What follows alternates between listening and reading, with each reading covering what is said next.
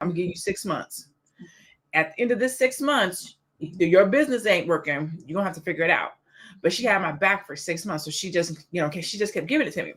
And so when it was said and done, um, I thought she was gonna be like, you know what, you made it work, cool. No, she was like, okay, so how you gonna pay this back? I was like, well, damn.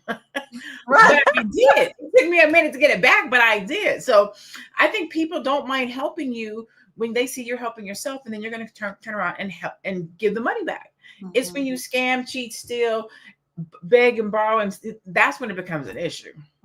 I believe so. And Deborah agrees with you. She says having a good rapport is key. Yeah. It really, really is. And I, like I said, we did touch on the fact that the energy when they're coming to you too. Now, Tiara, I probably would have said, we're not ordering lobster. I would have said something Yeah. because me, I'd be like, no, you're not gonna talk me out like that. Yep. You're lucky to get a hamburger or something like, but don't take me all the way to crab legs and lobsters. We got a couple more stats I want to look at, and then we're going to start winding down because, yeah, this has been a really interesting conversation. Let's check these stats out, though.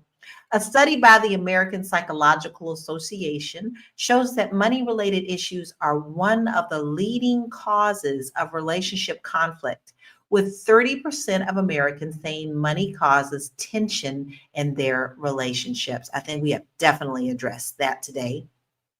According to a 2021 study by the National Endowment for Financial Education, millennials are more likely to lend money to family members than older generations, but also report a higher level of stress when repayment is delayed. I find that interesting because honestly, when I think about things, you always think the grandmothers and the elderly are usually like, yeah, baby, let me give you, they're pulling out their little bra money. Yeah, baby, let me give you about $20. It's all right, whatever. But I actually thought that stat was pretty shocking to me. I wouldn't have thought that because I know millennials struggle a lot.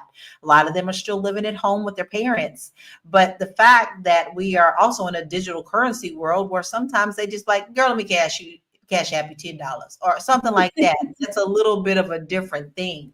But with that being said, it is also time for us to wind down. And this has been a really great conversation. And as we are giving you our final thoughts, we would love to hear your final thoughts too in the comments. We're getting a lot of great comments, and I appreciate you opening up about what you think about this as well. So I'm going to start with you, Aisha. What are your final thoughts, and where can we find you?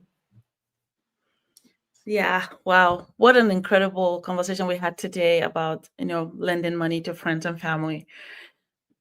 It's not easy, right? It's not easy, but I also believe that sometimes it goes both ways. We might be the ones that need help, and we hope that somebody will help us.